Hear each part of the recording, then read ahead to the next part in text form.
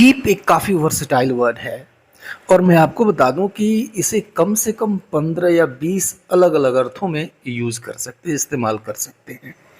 और शायद आप जानते हो कि यह एक पॉजिटिव वर्ब की तरह से भी यूज़ किया जाता है। तो चलिए इस कीप को हम एक्सप्लोर करते हैं इस वीडियो में, क्योंकि इससे रिलेटेड कई सारी डिमांड्स आ चुके हैं। So let's start this video. तो इसका पहला और मोस्ट कॉमन यूज़ देखिए, इसका अर्थ होता है रखना। आप जानते हैं पहले से इसको, इसे हम देखते हैं रखने के अर्थ में। अब जब इसको आप रखने के अर्थ में इस्तेमाल करते हैं तो पैटर्न होता है subject plus keep plus object. Object मतलब जो चीज़ आप रखने का काम करते हैं। सेंटेंसेस देखिए और समझिए कि मैं हमेशा अपने पास थोड़ा सा नकद रखता हूँ। ठीक है, तो रखता हूँ ये कीप बताएगा, और इसके बाद जो चीज़ रखता हूँ ये इसका ऑब्जेक्ट होगा। तो मैं हमेशा अपने पास थोड़ा नकद रखता हूँ। I always keep some cash with me. I always keep some cash with me. और ये दूसरा एग्जांपल देखो आप कि मैंने तुम्हारी फाइल अलमारी में रखी है। ठीक है, रखना, मैंने तुम्हारी फाइल अलमारी में रखी है, रखी थी। तो I had kept your file in the almirah. I had kept your file in the almirah, तो रखने के अर्थ में। ठीक है, इसके बाद ऑब्जेक्ट आता है, जिस चीज़ को हम रखने की बात करते हैं, कीप के ठीक बाद आ जाता है। और ये दूसरा अर्थ देखो आप, किसी अवस्था में बने रहना, यानी जिस अवस्था में आप थे उसी अवस्था में बने रहने की बात होती है किसी चीज़ की या फिर किसी व्यक्ति की। अब कीप के बाद एडजेक्टिव आ जाता है प्रायः। सेंटेंसेस देखो, ये समझ में आ जाएगा कि तुम्हें सकारात्मक बने रहना चाहिए। ठीक है, तो अब देखिए कीप बने रहना चाहिए, तो कैसा बने रहना चाहिए भी, सकारात्मक, ये एडजेक्टिव है। ठीक है, तो तुम्हें सकारात्मक बने रहना चाहिए। यू शुड कीप पॉजिटिव, बने रहना, किसी अवस्था में बने रहना। स्वस्थ रहो, यानी स्वस्थ बने रहो, स्वस्थ हो और उसी अवस्था में रहो, स्टे जैसा अर्थ है ये। तो स्वस्थ बने रहो, कीप हेल्दी, राइट। दूसरा अर्थ, ये तीसरा अर्थ देखो आप, लगातार काम करते रहना। तो जब आप कहते हैं लगातार काम करते रहना, जब इस अर्थ में कीप यूज़ करते हैं तो आप कीप यूज़ करते हैं, फिर उसके बाद से वर्ब की आईएनजी फॉर्म यूज़ करते हैं। और जो सेंटेंसेस हैं उनके लास्ट में आप देखेंगे कि करता रहता है ऐसा आता है, करता रहा, करता रहेगा, इस तरह का अर्थ देता है ये सेंटेंसेस। देखो आप, वह हंसता रहता है, ध्यान रखें कीप के बाद वर्ब की आईएनजी फॉर्म आएगी। वह हंसता रहता है, प्रेजेंट इंडेफिनिट है, ता है आ गया, तो वह हंसता रहता है, प्रेजेंट इंडेफिनिट है।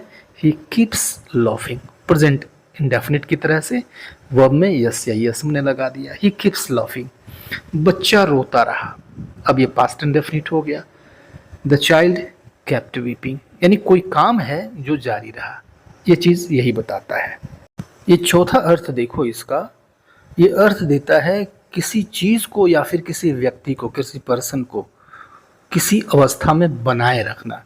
पीछे जो चीज़ हमने देखा वो अलग था, यहाँ पे किसी चीज़ को या फिर किसी व्यक्ति को किसी अवस्था में बनाए रखना, बना के रखना। अब यहाँ पे हम यूज़ करते हैं कीप, फिर उसके बाद से ऑब्जेक्ट, फिर एडजेक्टिव आता है प्रायः। अब यहाँ पे ऑब्जेक्ट वह चीज़ होती है जिसको बना के रखने की बात होती है। सेंटेंसेस देखो, कमरा साफ रखो। ठीक है, यहाँ पे क्या कहा जा रहा है, यहाँ पे यही कहा जा रहा है कि कमरे को किस अवस्था में रखो, यही कहा जा रहा है ना, ये कीप बताता है। कमरा साफ रखो, कीप द रूम क्लीन, सीधी सी बात है, कीप द रूम क्लीन, ये रूम ऑब्जेक्ट है। दूसरा एग्जाम्पल देखो, मैंने उन पैसों को सुरक्षित रखा। ठीक है, किस अवस्था में रखा भाई, तो सुरक्षित रखा। मैंने उन पैसों को सुरक्षित रखा, पास्ट इंडेफिनिट है, आई केप्ट, ये मेन वर्ब है, आई केप्ट, मैंने रखा। किस चीज़ को रखा, द मनी ऑब्जेक्ट है, और कैसा रखा, adjective, safe. I kept the money safe, मैंने पैसों को सुरक्षित रखा। अब पांचवा अर्थ देखिए, किसी को कुछ करवाते रहना, किसी को कुछ करवाते रहना या फिर किसी को कुछ करने के लिए मजबूर करना। अब ये कॉजेटिव वर्ब जैसा अर्थ देता है, कॉजेटिव वर्ब की तरह से यहाँ पे यूज़ होगा। अब यहाँ पे हम यूज़ करते हैं subject plus keep plus somebody, और फिर वर्ब की आईएनजी फॉर्म। ये पॉजिटिव फॉर्मेशन है, पॉजिटिव पैटर्न हो गया।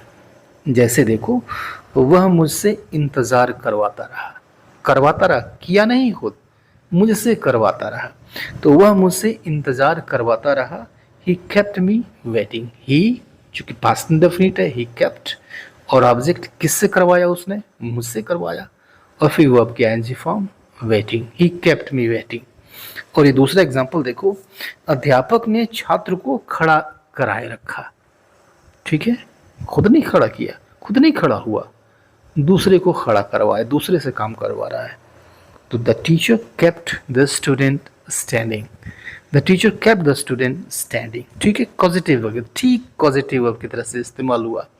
अब ये छठा अर्थ देखो, इसका छठा अर्थ होता है इसका किसी को कुछ करने से रोकना। ठीक है, अभी पीछे आपने अर्थ देखा कि किसी से कुछ करवाना, अब यहाँ कह रहा है कि करने से रोकना, ये भी अर्थ उल्टा अर्थ ठीक इसका। तो किसी को कुछ करने से रोकना। अब जब यह अर्थ देता है तो देखो इसका पैटर्न क्या होता है, कीप समबडी फ्रॉम। ये तो होता है कीप समबडी, समबडी मतलब जिसको आप कुछ करने से रोकते हैं, वह यहाँ पे रहेगा। और फिर फ्रॉम आता है, फिर वर्ब की आईएनजी फॉर्म आती है। सेंटेंसेस देखो कि कोई मुझे हंसने से नहीं रोक सकता। ठीक है, यहाँ भी रोकने की बात हो रही है। कोई मुझे हंसने से नहीं रोक सकता, कोई काम करने से रोकने की बात हो रही है।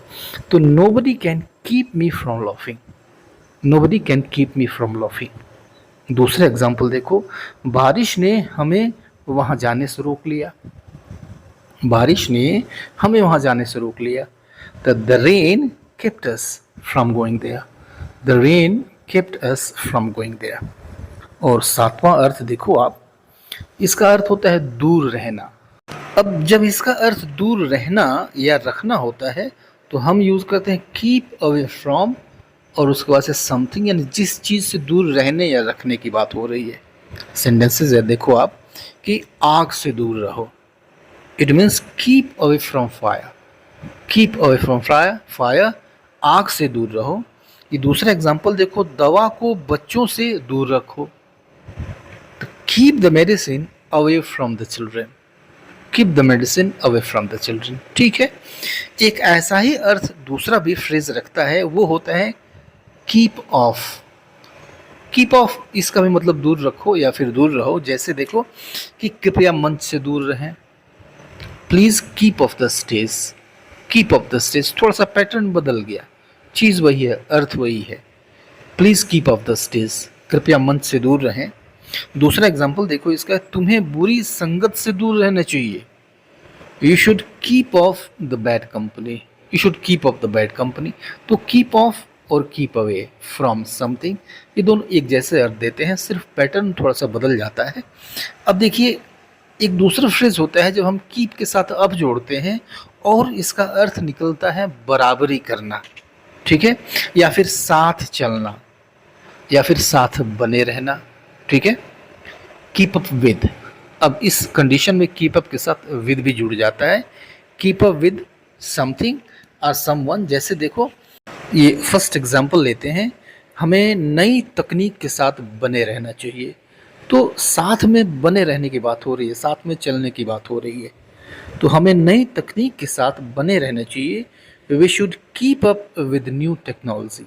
We should keep up with new technology. हमें नई तकनीक के साथ बने रहना चाहिए। मैं उसके साथ नहीं चल पा रहा हूँ। ठीक है, मैं उसके साथ नहीं चल पा रहा हूँ।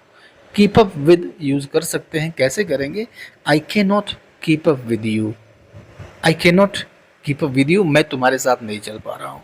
ठीक है, और ये 10वां अर्थ देखिए, इसका नेक्स्ट अर्थ है किसी चीज को छुपा कर रखना। ठीक है, या फिर पीछे रखना। अब जब इस अर्थ में कीप का इस्तेमाल करते हैं तो इसके साथ बैक आता है। कीप बैक मतलब छुपा कर रखना या फिर पीछे रखना। दो एग्जाम्पल देखो, समझ जाओगे कि तुम्हें अपने अहंकार को पीछे रखना चाहिए।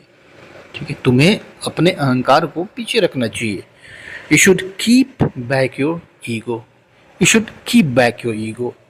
दूसरा एग्जाम्पल भी देख लेते हैं। दूसरा एग्जाम्पल है, उसने सच्चाई छुपाई। यहाँ पे छुपाना तो कीप बैक मतलब छुपाना भी होता है। उसने सच्चाई छुपाई, it means he kept back the truth. और ये 11वां तरीका देखो कीप यूज करने का, अर्थ इसका होता है नज़र रखना। अब जब नज़र रखना इस अर्थ में अगर इस्तेमाल किया जाता है तो होता है keep an eye on, keep an eye on.